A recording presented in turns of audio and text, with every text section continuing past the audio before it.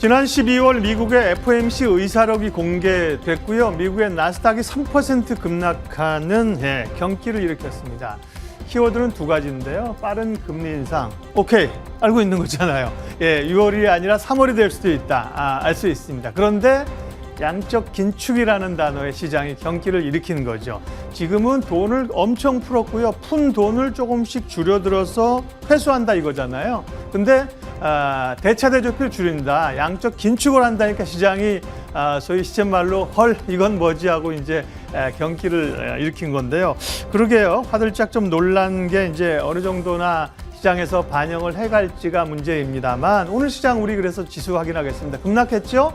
어제 하락한 거에 이어서 코스닥도 급락을 했었는데 우리는 사실 어제 조금 선반영한 감이 있지 않습니까? 그리고 미국 선물 지수도 플러스로 돌려섰기 때문에 낙폭을 줄이는 모양으로 그나마 좀 다행스럽게 모양이 나옵니다. 코스닥은 0.4%로 낙폭을 좁혔고요. 코스닥은 1%, 한 2% 밀리면서 출발했죠. 낙폭을 좀 줄였지만 시장에 대한 고민들은 그러니까 오늘은 사실은 장중 흐름보다 종가를 좀 봐야 시장이 이걸 이제 내성이 생기는구나 혹은 다시 밀리게 되면 추가적인 충격이 있겠구나 해서 오후장까지 시장을 좀 주목하면서 전략을 세우는 게 좋을 것 같습니다. 시장 공감 10 잠금 해제부터 시작하겠습니다.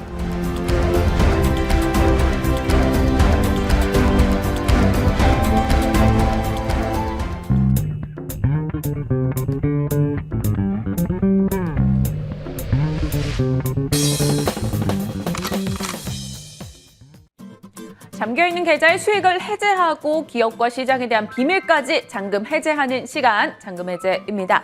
오늘 함께하는 분은요, 이 시장에서 호랑이 기운으로 올해 유난히 더 많은 종목들의 수익을 안겨줄 것이라 예감되는 분입니다. 자, 효도르 인포스탁 데일리 김종효 전문위원 오셨습니다. 어서 오세요. 안녕하십니까? 안녕하십니까? 오늘 시장에 지금 눈에 띄는 종목들 어떤 것들이 있는지 한번 살짝 열어볼게요. 몇 가지만 꼽아봤습니다.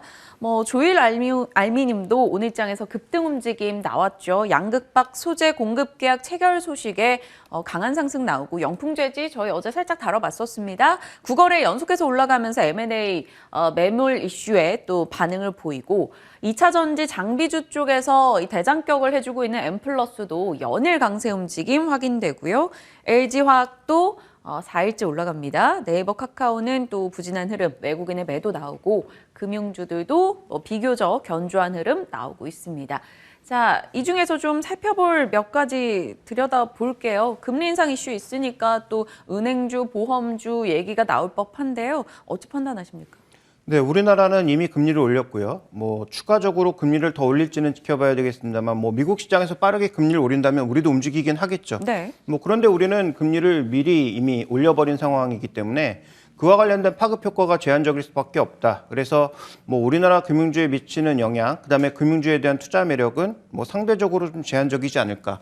오히려 경기의 변동성이 확대되고 금리 올린 것에 따라서 부실 여신이 늘어나게 된다면 그건 오히려 타격이기 때문에 지금부터 만약에 금리가 가파르게 올라갈 경우에는 부실 여신의 증가 가능성도 동시에 고려해야 된다는 거죠. 그래서 미국처럼 아예 그 제로 수준에서 실질금리는 마이너스고 정책금리가 제로 베이스 수준에서 올라가는 곳과 우리나라 상황이 다르다. 그래서 이렇게 보시면 안 되고요. 그다음에 또 하나의 중요한 포인트는 연준이 지금 뭔가 공격적으로 변할 것 같다라는 예상 때문에 금리가 들썩이고 시장의 변동성을 키우는 것. 아까 예민수 앵커께서 말씀하셨다시피 어느 정도 알고 있던 것인데 네. 제가 주목하고 있는 것은 연준에 대한 신뢰가 문제인 거죠. 예측이 안 맞는 건 그렇다 치고 지금까지 시장과 소통하겠다, 미리 알려주겠다라고 했는데 이 지금 의사록을 보면 미리 알려준 게 거의 없는 거나 마찬가지잖아요. 그래서 연준에 대한 이 신뢰가 좀 떨어지고 있는 것이 가장 문제이기 때문에 과연 연준은 언제쯤 다시 신뢰를 회복할 수 있을지 이런 부분들이 시장에 좀 더 문제가 되고 있는 것 같습니다. 그래서 우리나라에서 미국 시장에 최근에 신고가를 보이고 있는 금융주를 비슷하게 쫓아가겠다라는 전략은 우리의 금리 움직임이 선반영에서 먼저 나타나고 있다는 점에서 저는 그렇게 적절한 전략은 아닌 것 같습니다. 네, 알겠습니다. 참고하시고요. 자, 또 눈에 띄는 종목 중에 하나가 LG화학입니다. LG화학이 또 의미가 있는 것은 사실 바로 김종효 위원의 지난번 잠금 해제 종목이 LG화학이었어요. 기억이 납니다. LG에너지솔루션의 소재를 납품하는 것에 대한 포인트도 잡아주셨었고 말씀 주신 날 이후로 하루도 빠지지 않고 올라가고 있습니다. 그날을 딱 바닥 기점 삼아 올라가서 저희 너무 뿌듯해요. 뿌듯하시죠? 그건 뭐 운이고요. 어차피 이 종목이 지금 수급이 그러면 금방 풀릴까요? 아니라는 거죠. 네, 어차피 변동은 남아있겠죠. 네, 1월 27일 상장하게 되면서 수급은 여전히 꼬여 있을 거고 길어지면 특례 편입되는 3월까지도 수급이 꼬여 있을 수 있다라는 것을 잘 살펴보실 필요가 있습니다. 물론 그때 말씀드렸던 것은 장기적인 거죠. 네. 지금 전혀 가치를 반영하지 않은 LG 에너지 솔루션의 지분 가치만 고려해도 주가가 그렇게 비싸지 않은데 생명과학 부분, 그다음에 화학 부분의 이익이 줄어들긴 하지만 줄어든 이익을 고려한다고 하더라도 그걸 밸류에이션 해봤을 때 과연 지금 주가가 그렇게 계속 떨어져야 되느냐에 대한 반문을 던졌던 것이고요. 네. 뭐 주가 오른 것은 뭐 제가 보기엔 조금 일시적인 흐름이 아닌가라고 보고 있어서 여전히 뭐 단기적인 흐름보다는 중장기적인 흐름에 있어서 보셔야 될 것 같고요. 여전히 1월 그 만기 혹은 1월 엔솔이 상장하는 그 구간까지의 변동성은 저는 이어질 거라고 판단하고 있습니다. 네, 사실 김 의원님의 그동안의 잔금 해제 종목들의 분위기가 너무나 좋습니다. 동진세미케, 뭐 LG 디스플레이 그리고 KCC도 저희 살펴봤었죠. SK이노베이션, LG화학 시초가 기준뿐만 아니라 최고가 기준 수익률도 상당수 좋기 때문에 저희 잔금 해제 꾸준하게 여러분이 한번 체크하시면서 어떤 포인트의 접근인지 또 전혀 다른 시각도 많이 제시를 해주시기 때문에 좀 많이 함께 해주시면 도움이 되시리라 생각이 듭니다. 자, 그래서 오늘의 잔금 해제 포인트는 어떤 종목을 주셨을지 열어보겠습니다. 자, 확인해 보시죠. 잔금 해제. 현대차입니다. 현대차는 포드가 될 수 있을까? 저도 이거 너무 궁금해요. 포드가 작년에 136% 올랐는데 현대차가 7.7% 올랐더라고요. 보고 있으면 너무 속상해요. 포드와 현대차 무슨 차이일까요? 일단 가장 중요한 것은 전제부터 깔고 가야 되는데요. 누가 뭐래도 전기차 1위는 누가 뭐라고 해도 지금 테슬라죠. 그게 뭐 고평가든 아니든 상관없이 네. 어쨌든 테슬라가 중심축을 잡아나가고 있는 것입니다. 그런데 올해 2022년에 과연 테슬라가 전기차 중에서 가장 주가가 좋을까? 를 따져보면 저는 그렇지 않을 거라는 거죠. 왜냐하면 올해는 테슬라보다는 새롭게 데뷔하는 신모델들, 그것도 볼륨 모델들이 굉장히 많다라는 것에 초점을 맞춰봐야 될 것 같고요. 자, 미국 시장에서도 지금 GM과 포드가 생각보다 네. 굉장히 많이 다릅니다. S&P를 기준으로 포드는 굉장히 지금 수익률을 벌려놓은 상황이고요. GM은 상대적으로 정체되어 있죠. 이 차이는 어디서 나고 있는가? 미국 시장의 볼륨 모델이라고 할 수 있는 F150의 전기차가 바로 올해 데뷔를 앞두고 있는 상황입니다. 네. 그다음에 이런 차들이 적극적으로 전기차를 밀기 시작하면 그와 관련된 기대감이 반영되지 않았던 레가시 자동차들이 움직일 가능성이 높다라고 봐야 되겠죠. 그래서 올해 우리가 주목해 봐야 될 것은 소위 볼륨 전기차 모델을 내놓을 수 있는 폭스바겐이라든지 그다음에 뭐 포드라든지 이런 쪽에 주목해 볼 필요가 있겠다라고 보고 있고요. 특히 포드나 GM 같은 경우에는 국내 배터리 셀 회사들과 더불어서 자신들의 어떤 그 브랜드화된 이런 모델도 가져가고 있기 때문에 그와 관련된 흐름을 우리가 좀 주목해 보자라고 봐야 될 것 같습니다. 그래서 작년에 소위 대박을 냈던 배터리 소재라든지 2차 전지 네. 다 알고 있는 뉴스잖아요. 그럼 알고 있는 것보다 더 좋은 뉴스가 나와야 주가가 올라갈 수 있거든요. 아니면 충분한 조정을 받든지. 그 두 가지에 모두 지금 해당되지 않기 때문에 저는 올해는 배터리 소재나 이런 쪽보다는 내년도에 볼륨 모델을 전기차로 내놓을 수 있는 종목들을 주목해 봐야 될 거고 이런 종목군들이 주가가 먼저 올랐다면 그러면 그 뒤를 쫓아갈 종목이 무엇인지를 찾아보는 것이 시장의 중요한 핵심 포인트라고 판단하고 있습니다. 그렇다면 이 두 번째 키워드에 대한 걸 저희가 얘기를 나눠봐야겠네요. 그 두 번째로 쫓아갈 만한 모델에 현대차가 들어가게 되는 것인가? 전기차 라인업 확대 주목? 사실 현대차에서도 지난 9월부터 12월까지 계속 얘기했던 게 우리 전기차 이제 풀 라인업으로 할 거야 라는 얘기였잖아요. 그걸 감안하면 저희 이제 봐도 돼요? 현대차 기대해도 돼요? 일정 부분의 반등은 나타날 것으로 보이는데 방금 말씀드렸다시피 유럽의 볼륨 모델 중에서 폭스바겐의 ID4에 이어서 ID5가 나오잖아요. 네. 그다음에 지금 미국에서도 F150을 포함한 미국에서 많이 팔릴 만한 볼륨 모델들이 나오고 있는 상황이어서 현대차가 풀 라인업을 갖추는 것과 상관없이 경쟁이 치열해질 거라는 점에 우리가 방점을 좀 찍어야 될 것 같습니다. 네. 그래서 현대차가 이런 모델들을 지금 준비를 하고 있고 추가적으로 계속 HEV를 포함해서 PHEV나 순수 EV 같은 것들을 계속 내놓을 것으로 보이지만 네. 이런 것들에도 불구하고 미국 시장으로 들어가서 과연 F150과 경쟁했을 때 이길 수 있느냐, ID5와 경쟁했을 때 이길 수 있느냐, 이 부분은 아직은 물음표인 거죠. 다만 현대차도 전동화에 계속 노력하고 있고 뭐 설레발을 쳐서 하나 더 이제 노피셜로 말씀드리자면 저는 중국 시장 쪽에 완성차는 매력도가 많이 떨어졌지만 네. 향후 부품 소재를 공급하는 쪽에서는 현대차가 수소 쪽에서 매력을 가져갈 수 있다라고 보고 있기 때문에 수소차의 소재나 배터리를 공급하는 쪽에서는 매력을 가질 수 있다라고 보고 있기 때문에 그런 관점에서 보면 현대차도 충분히 투자해 볼 만한 투자의 대상 중에 하나다. 어쨌든 전기차 라인업을 갖춰 나가고 있는 것은 호재로 봐야 되고 그렇다면 현대차 주가가 지금 굉장히 싼 편이니까 네. 테슬라와 벌어져 있는 나머지 레거시 자동차들의 시총이 어떤 식으로든 좀 붙을 텐데 이게 테슬라가 급하게 떨어지면서 붙을 것인지 아니면 레거시 자동차가 올라가면서 붙을 것인지에 대한 판단이 중요한데요. 저는 뭐 시장이 전체적으로 폭락하는 그런 양상이 아니라면 레거시 자동차들이 올라가면서 시총 차이가 붙을 가능성이 높다라고 보고 있습니다. 그래서 오늘 말씀드리고 싶은 것은 현대차뿐만 아니라 소위 전기차 쪽에서 볼륨 매도를 모델을 내놓을 것으로 예상되고 있는 폭스바겐 이런 종목군들을 다 같이 봐야 된다라는 것을 말씀을 드리고 싶습니다. 네, 알겠습니다. 그렇다면 마지막 포인트는 또 어떤 걸 골라주셨을지 확인해 보겠습니다.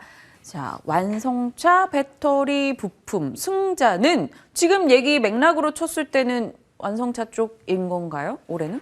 여기에 답이 없네요. 없어요. 네, 완성차도 물론 잘 봐야 되고요. 배터리도 물론 잘 봐야 되지만 배터리는 아까 말씀드렸다시피 가격 조정이든지 네. 아니면 우리 예상을 뛰어넘을 정도의 수주 소식이 나와야 올라간다라고 말씀드렸잖아요. 완성차는 경쟁 관계에 있기 때문에 누가 경쟁해서 이길 것인지는 좀 더 확인이 필요하죠. 물론 초기에는 기대감만으로 다 올라갈 수 있습니다. 그렇지만 그 기대감이 반영된 이후에는 실적에 따라서 움직이겠죠. 네. 그런데 여기서 우리가 주목해 봐야 될 하나의 포인트. 저는 부품을 보고 있거든요. 왜냐하면 제가 한 4, 5년 전인가요? 여기 나와서 이제 만도라는 종목을 말씀드릴 때 시장에서 별로 주목하지 않았는데 만도를 왜 말씀드렸냐면 소위 ADAS 이게 전기차에도 들어가고 내연기관에도 다 들어간다라는 거죠. 네. 그래서 향후 시장에 퍼질 것이기 때문에 그때 만도를 주목해야 된다라고 말씀을 드렸는데요. 소위 얘기하는 이런 자동차, 전기차 안에서 배터리만 중요한 게 아니죠. 나머지 부품들도 중요하다는 것입니다. 그렇다면 글로벌 종합부품사에 대해서도 우리가 관심을 가져볼 필요가 있다. 그렇다면 세계 7위인 현대모비스뿐만 아니라 세계 1위를 기록하고 있는 보쉬라든지 그다음에 세계 2위를 차지하고 있는 덴소라든지 그다음에 뭐 이런 업체들에 대한 관심도 좀 필요하다라고 봐야 되겠죠. 뭐 전 시간에 보니까 타이어 종목도 다른 전문가분께서 얘기하시던데요. 네. 그런 관점에서 전기차에는 배터리만 들어가는 것이 아니다. 그러면 기존의 레거시 자동차는 내연기관도 어쨌든 만들어내고 전기차도 만들어내기 때문에 이 안에 들어가는 그 수많은 부품들을 계속 공급해주는 종합부품사에 대한 관심도 필요하다라는 거죠. 미국에 상장되어 있는 덴소의 ADR이라든지 네. 글로벌 이야기에 봤을 때는 지금 LG와 협력하고 있는 마그나 같은 종목들에 대해서도 우리가 관심을 가져볼 필요가 있겠고 그다음에 우리나라에서는 현대모비스 같은 이런 종합부품사 모듈화를 시키는 종목군들에 대해서도 여전히 관심이 필요하다라고 보고 있습니다. 또 하나 자동차는 네. 작년에 예상만큼 공급하지 못했기 때문에 올해 공급망이 정상화된다면 그것만으로도 주가가 일정 부분에 업사이드가 존재한다는 것도 더불어서 말씀드리고 싶습니다. 그러면 종합부품사 현대모비스나 뭐 현대차에 대해서 봤을 때 저희는 어쩔 수 없어요. 이런 질문을 드릴 수밖에 가격 라인은 어느 정도로 봐야 될까요? 일단은 1차적으로 우리가 봐야 될 것은 한 25만 원 정도의 라인이 아닌가? 현대차 정도. 네, 그렇죠. 그래서 현대차 정도가 지금 우리가 일상적인 회복을 생각해 봤을 때 그 정도의 가격은 가더라도 뭐 무리했다든지 아니면 이게 좀 뭔가 고평가 영역이라든지 이런 정도의 영역은 아니라는 거죠. 네. 그래서 저는 뭐 그 정도의 가격까지는 충분히 갈 수 있다라고 보고 있고요. 아까 말씀드렸다시피 소위 경쟁에서 조금 밀려서 생각보다 덜 팔린다고 하더라도 전동화에서 성공하고 그다음에 어느 정도의 기술력을 끌어올리고 소위 그다음에 글로벌리하게 뭔가 물량을 늘릴 수 있다라는 관점에서 그 정도의 가격까지는 충분히 가능하지 않을까라고 보고 있습니다. 네, 현대차에 대해서 오늘 이야기 풀어주시면서 현대차로 끝나지 않았죠. 이 완성차 업체들에서 지금 우리가 지켜봐야 되는 포인트들 그리고 종합 부품사들에 대한 이야기까지 나눠봤습니다. 자, 다음 잠금 해제 종목은 무엇일까요? 열어보시죠. 현대글로비스입니다. 글로벌 공급망으로 뚫는 기회라는 타이틀을 저희 달아봤고요. 포인트를 곧장 하나 볼까요? 일감 몰아주기 해소가 핵심이다. 총수 일가의 지분이 이제 매각이 되면서 잠재적인 규제 위험이나 오버행 이슈가 줄어들었다라며 증권가 일부 좋은 평가 나오고 있습니다. 오늘장 8% 정도 지금 올라가네요. 어떤 포인트로 접근하시는 거예요? 근데 방금 말씀하셨던 것이 핵심 포인트죠. 현대글로비스의 핵심 포인트 두 가지는 그 지배구조 관련된 문제와 일감 몰아주기 두 개가 핵심 포인트입니다. 근데 그 두 가지를 칼라일의 지분을 매각함으로써 일정 부분 해소했다라는 게 핵심 포인트죠. 아까도 잠깐 말씀드렸지만 아마도 제가 보기에 전기차는 지금대로 가지만 지금 글로비스 수소차에서 한번 접었다고 해서 지연시킨다고 해서 네. 수소 관련주들이 한번 크게 휘청했잖아요. 완성차 쪽에서는 아직 기술적인 미비로 인해서 지연시킬 수 있지만 수소 관련된 배터리 스택은 네. 현대차가 앞으로 계속 추진해봐야 될 큰 그림입니다. 그래서 우리나라 그룹 전체로 봤을 때 SK와 롯데케미칼, 한국가스공사 같은 쪽이 수소 공급, 수소 운반 이런 것들을 롯데 정밀화학에서 담당을 하고 연료 스택 같은 경우에는 두산 퓨얼셀과 더불어서 현대차 쪽이 담당을 앞으로 하게 될 가능성이 높죠. 네. 그렇다면 이걸 우리나라에서만 소화할 거냐? 천만의 말씀이죠. 지금 어차피 수소 산업은 엄청난 보조금이 필요하기 때문에 어디서 가장 많은 보조금을 지금 내려주고 있습니까? 중국이거든요. 그렇다면 중국 쪽으로 관련된 부품 수급을 앞으로 끌어갈 가능성이 높다. 그렇다면 중국에서 완성차만 생산하기보다는 이런 수소 관련 부품이라든지 소재라든지 이런 것들을 공급할 수 있는 앞으로 여력을 만들어 나갈 때 그다음에 말씀드렸던 전기차 관련된 여러 가지 부품들을 반제품화해서 수출할 때 누구를 이용할 거냐? 지금 이 여러 가지 규제 이슈를 해결한 현대글로비스를 통해서 여전히 할 가능성이 높다라고 봐야 되겠죠. 네. 그렇다면 갈 때 배에다 그것만 실어 갈까요? 다른 것도 같이 실어 갈 수 있겠죠. 그런 관점에서 봤을 때 현재 구간에서 현대글로비스는 오늘 주가 상승이 일정 부분 이해가 된다. 다만 매수 시점의 차이에서는 오늘처럼 이렇게 뭔가 급격하게 흥분했을 때 쫓아가는 것은 좋은 전략은 아니겠죠. 네. 오늘의 급등이 내일까지 이어질 가능성은 저는 그렇게 높지 않다라고 보고 있기 때문에 매수의 타이밍은 조절할 필요가 있다. 다만 여기서 핵심 포인트는 규제를 일단 해결했다라는 점과 말씀드렸던 것처럼 결국 현대차도 향후 부품이나 이런 것들을 모듈화해서 수출할 가능성이 높고 반제품을 해외로 수출하는 것도 여전히 증가할 가능성이 있다는 관점에서 현대글로비스도 관심권 안에 둬야 된다라고 판단합니다. 사실 12월부터 해가지고 30% 넘게 올라와 있는 상황이에요. 현대글로비스 지금 19만 원대에서 거래가 되고 있는 상황인데 그러면 그 밖의 포인트나 가격 라인은 어느 정도 잡고 설정을 할 수 있을까요? 네, 일단 핵심 포인트는 가격 라인 자체를 먼저 말씀드리면 전고점 부근이라고 할 수 있는 한 23만 원대, 그러니까 신고가까지 단수 매각은 어렵다라고 판단하고 있고 네. 오늘의 급등이 종가까지 이어지지 않을 경우 내일이나 아니면 이번 주 내내 일정 부분에 또 가격 조정을 보일 수도 있기 때문에 조금 더 우리가 낮은 가격에 사시는 것을 말씀드리고 싶고요. 네. 1차적으로는 23만 원 정도를 보고 있습니다. 이 종목이 지금 BPS가 한 14만 원 정도로 제가 알고 있는데요. 2배 정도의 업사이드를 주고 싶으나 지금 자동차 쪽에서는 말씀드렸던 여러 가지 이슈들이 점철되어 있기 때문에 네. 이것을 단숨에 돌파하기는 어렵다라는 거죠. 그래서 PBR 2배를 단숨에 적용하기는 어렵고 기술적으로 일단 만날 수 있는 전고점 부근까지의 반등을 한 번 정도는 노려보는 것이 충분히 의미 있다라고 보고 있고요. 네. 여기에 이제 결부되어 생각해 본다면 아까 말씀드렸던 현대모비스도 동일한 개념에서 접근해 볼 수 있는 거죠. 여전히 지배구조에 관심이 있는 종목이고 그다음에 현대차가 완성차만 수출하는 것이 아니라 반제품, 모듈 같은 걸 수출하면 그 모듈을 누가 만드냐에 대한 고민도 필요한 겁니다. 그래서 지금은 현대차, 모비스, 글로비스 세 종목에 대해서 모두 관심이 필요하고 이에 경쟁할 수 있는 글로벌리한 경쟁사들에 대해서도 관심이 필요하다. 둘 중에 이기는 쪽에 좀 더 무게를 두시는 것이 바람직하다라고 보고 있고요. 세 종목 중에서 아마도 뭐가 가장 매력이 있느냐라고 질문을 던지실 것 같아서 어떻게 제 마음을 읽으셨어요? 제가 주린이라면 현대차와 현대모비스, 글로비스 중에 뭘까요? 라고 준비를 하고 있었거든요. 네, 저는 현대 모비스를 말씀드리고 싶습니다. 모비스. 잔금 해제 종목은 현대차와 현대글로비스였으나 이 두 종목의 포인트에서 다 등장을 한 게 바로 현대모비스였습니다. 종합부품사로서 앞으로의 흐름 저희 한번 기대해 보겠습니다. 현대모비스에 대한 포인트도 잡아봤고요. 현대차 그룹 전반에 대한 이야기까지 나눠봤으니까요. 여러분들도 잘 점검하시면서 대응하시길 바랄게요. 자, 인포스탁 데일리 오늘 김종효 전문위원과 함께했습니다. 고맙습니다.